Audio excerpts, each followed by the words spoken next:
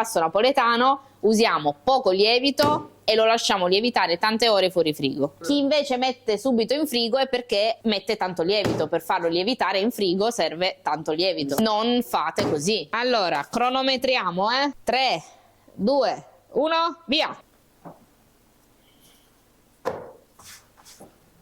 19 secondi. Il colpetto, tirala verso di... No!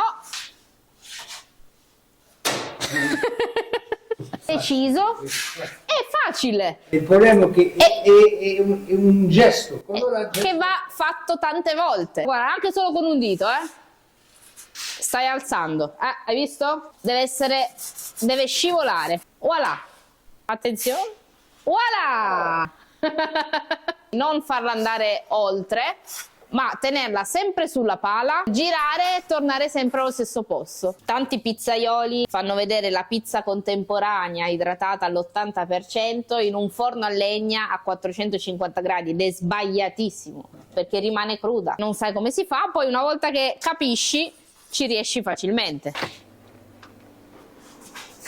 E farai la pizza con la bandiera dell'Italia. Questo dovrebbe bastare.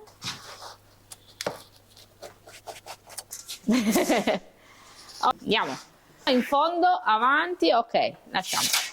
Ci siamo. L'Italia. Non far cadere l'Italia.